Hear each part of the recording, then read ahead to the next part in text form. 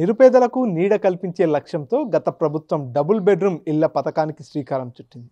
కానీ పూర్తి స్థాయిలో డబుల్ బెడ్రూమ్ ఇళ్లను నిర్మాణం చేయకపోవడం, మధ్యంతరంలో నిలిపివేయడంతో ఆ ప్రాంతాలంతా కూడా శిథిలావస్థకు చేరిపోతున్నాయి.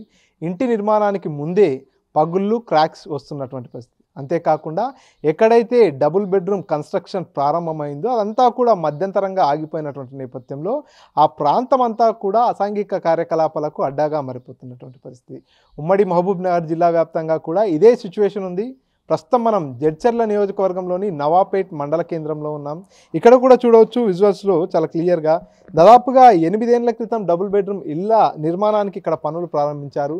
ఇప్పటి వరకు కూడా ఒకవైపు కేవలం పిల్లర్లు, స్లాబ్ల వరకే పరిమితమైనటువంటి నేపథ్యంలో ఆ ప్రాంతం అంతా కూడా పశువుల పాకగా మారిపోయినటువంటి పరిస్థితి.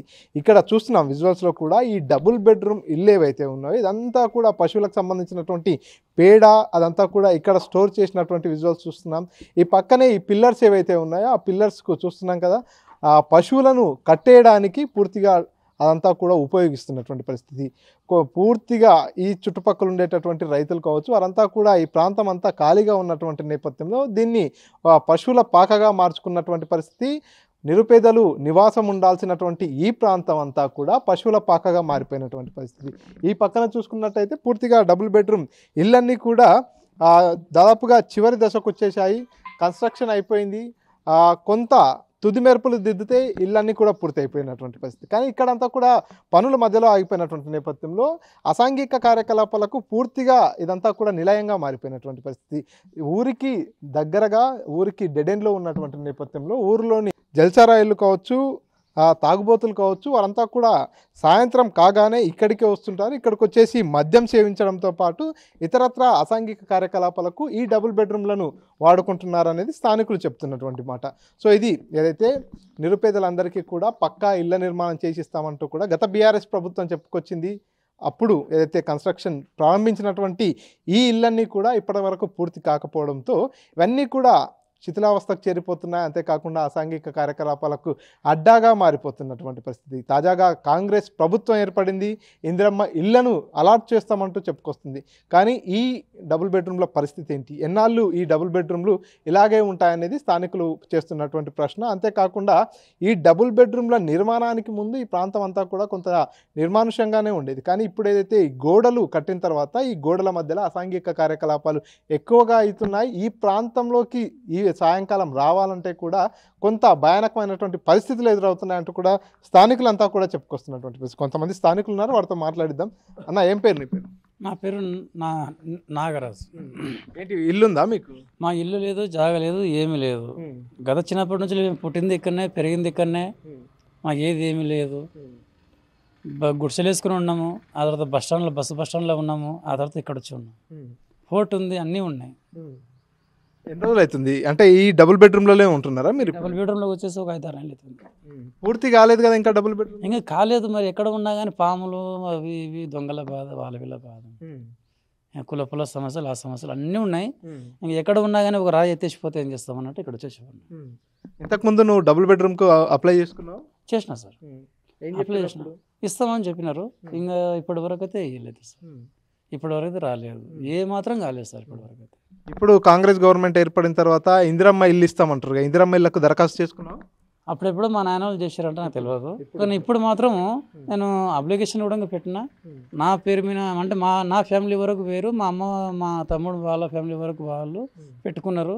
ఇంకా వాళ్ళు శాంక్షన్ అనేది అది ఒక ఫామ్స్ అనేది ఇవ్వలేదు. అట్లానే ఉండండి అని ఒక అంతే తప్ప ఇది మీదే అని ఖచ్చితంగా చెప్పేసి. ఏం కోరుకుంటున్నావు ఇప్పుడు నువ్వు? నాకు ఇల్లు కావాలి సార్. ఇక్కడే ఉన్న, పుట్టిన ఇదే ఊరు, పెరిగిన ఇదే ఊరు, సచ్చేది ఇదే ఊరు సార్. నేను సచ్చినా కానీ నా కొడుకుల కన్నా నాకు కావాలి కదా సార్, అంతే. మీ పేరు ఏం పేరు? మీది ఇదే ఊరా? ఇదే ఊరు సార్. ఏం పేరు? వెంకట నా పేరు. ఎక్కడ ఉంటున్నారు మీరు? గ్యాస్ చిన్న ఒక రూమ్ ఉంటుంది సార్, మొత్తం కూర్చున్నది. ముగ్గురం ఉంటాం మేము ఇంట్లో, మొత్తం కూర్చున్నది. 3-4 సంవత్సరాలు కూర్చోబట్టి కవర్ కప్పుకున్నాం. గాలికి లేచిపోతున్నది. వర్షాకాలం వస్తే ముగ్గురం తప్పకుండా ఇవ్వాలి. ఒక మూలకు వండుకోనికి లేకుంటుంది, పండుకోనికి లేకుంటుంది. ఎప్పుడుగా లేచి పనుకోవాలి, కవర్ సాసేయాలి, పనుకోవాలి. ఇక మాకు అంత ఇబ్బంది సార్. వీటికి మేము 30 కూర్చి ఇక్కడ రూమ్ కట్టి మొత్తం మాకు చాలా ఇబ్బంది ఉన్నది. ఎన్నేళ్ళు ఈడ ఇల్లు కట్టడం ప్రారంభించి ఎన్నేళ్ళు అవుతుంది? డబుల్ బెడ్రూమ్లో కన్స్ట్రక్షన్ జరుగుతుంది, ఎన్నేళ్ళు అవుతుంది? డబల్ చాలా ఏంటి ఇక మాకు ఇక చాలా ఇబ్బంది ఉన్నది. ఇబ్బంది గురించి మన ఇందిరామ్మ ఇండ్లని దరఖాస్తు పిలిపించారు కదా, అవి కూడా మాకేమీ కాలేదు. కాకుండా అంత ఇబ్బంది ఉన్నది సార్. మాకు భూములు లేవు, ఏం లేదు. సస్తే మాకు కొంత జాగు లేదు, అంత ఇబ్బంది ఘోరంగా కూడా. ఇప్పుడు ఏం చేస్తే బాగుంటుంది అంటే ఈ ఇళ్ళకి సంబంధించి ఎట్లా ముందుకెళ్తే బాగుంటుంది? ఈ ఇల్లు అటు ఇస్తే బాగుంటుందని కోరుకున్నాం. 70 బెడ్రూమ్ ఇస్తే బాగుంటుందని కోరుకుంటున్నాం. మీరు చెప్పండి పెద్ద ఆయన, నీకు ఇల్లు ఉందా? బాగా ఒకటే బాగా నాకు జాగా లేదు, ఏం లేదు. మొత్తం చేసుకుని భూమి లేదు, ఇల్లు లేదు.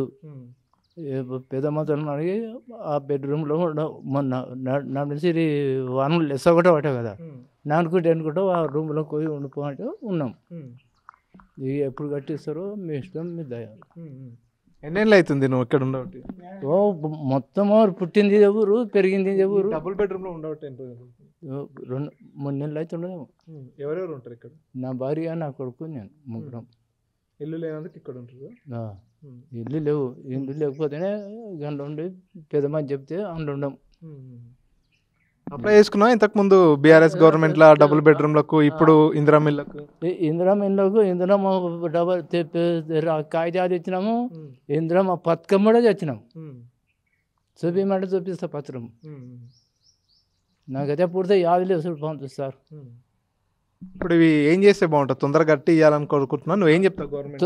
తొందరగా కట్టిస్తేనే మీకు పుణ్యం వస్తుంది. ఓకే.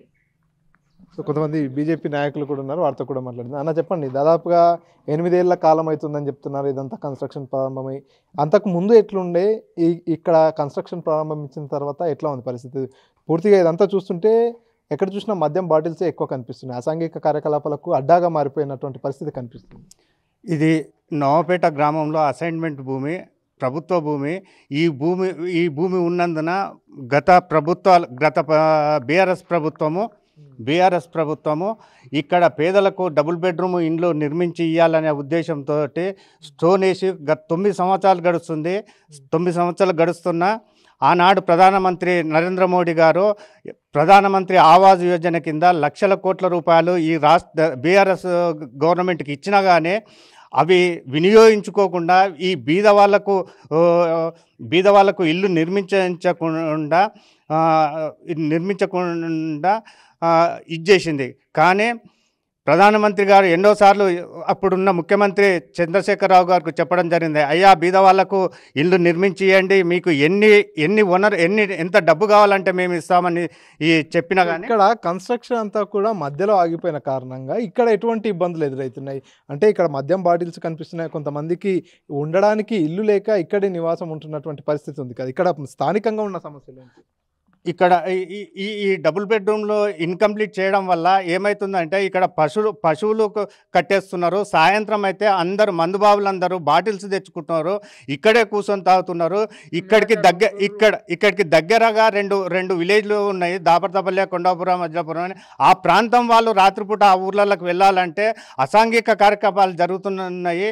ఆ అసాంఘిక కార్యక్రమాల వల్ల వాళ్ళు ఆ ఊర్లలో కూడా పోవాలంటే భయపడుతున్నారు. ఈ పక్కనే చేన్లు ఉన్నాయి, చేన్ల కాడికి పోవాలంటే కూడా భయపడుతున్నారు. ఈ అసాంఘిక కార్యక్రమాలు నిర్మూలించి వెంటనే ఈ ప్రభుత్వమైన 15 నెలలు గడుస్తున్న రేవంత్ రెడ్డి గారు ప్రధానమంత్రి గారికి ఇప్పటికీ 55 సార్లు కలిసినంటున్నాడు. అయ్యా రేవంత్ రెడ్డి గారు 55 సార్లు కలిసినావు కదా, ఈ బీద వాళ్ళ కోసము ప్రధానమంత్రి ఆవాస్ యోజన కింద ఎన్ని నిధులు తెచ్చినావు, ఎంతమందికి ఈ 15 నెలల కాలంలో ఎంతమందికి ఇల్లు కట్టించినావు, ఎన్ని కంప్లీట్ చేసి ఎంతమందికి ఇచ్చినావని మీ ద్వారా నేను ఈ ముఖ్యమంత్రి గారిని అడుగుతున్నా. అయ్యా ముఖ్యమంత్రి గారు, ఇప్పటికైనా మీరు ఏ బీద వాళ్ళు అయితే నీకు ఓటేసినరో, ఏ ఇందిరమ్మ పథకం అని నువ్వు చెప్తున్నావో ఆ ఇందిరమ్మ మూలాలు మర్చిపోకుండా మీరు వెంటనే ఈ బీద వాళ్లకు ఇల్లు కంప్లీట్ చేసి ఈ బీద వాళ్లకు ఉండేటట్లు ఏర్పాటు చేయాలని భారతీయ జనతా పార్టీ తరఫున మేము డిమాండ్ చేస్తున్నాం. సో ఇది పూర్తిగా ఇదంతా కూడా అసాంఘిక కార్యకలాపాలు జరుగుతున్న నేపథ్యంలో ఇక్కడ ఉన్నటువంటి రహదారి గుండా వెళ్ళాలంటే వెళ్తే 2 గ్రామాలకు వెళ్ళాల్సినటువంటి ప్రజలు నిత్యం రాకపోకలు కొనసాగిస్తుంటారు. ఇక్కడ పూర్తిగా అసాంఘిక కార్యకలాపాలకు అడ్డాగా మారిన నేపథ్యంలో పంట పొలాలకు వెళ్ళాలన్నా ఆ 2 గ్రామాలకు వెళ్ళాల్సినటువంటి ప్రజలంతా కూడా సాయంకాలం కాగానే కొంత భయానకమైనటువంటి పరిస్థితులకు గురవుతున్నారంటూ కూడా లోకల్గా ఉండేటటువంటి స్థానికులు చెప్పుకొస్తున్నటువంటి పరిస్థితి. అంతేకాకుండా నిలువ నీడలేనటువంటి కొంతమంది అంతా కూడా ఇవే డబుల్ బెడ్రూమ్లలో ప్రస్తుతానికి కూడా నివాసం ఉంటూ కాలం ముందుకు నెట్టుకుంటూ వెళ్ళిపోతున్నటువంటి పరిస్థితి ఉంది. కాబట్టి ఇప్పటికైనా రాష్ట్ర ప్రభుత్వం ఈ సగం కంప్లీట్ అయిపోయి ఉన్నటువంటి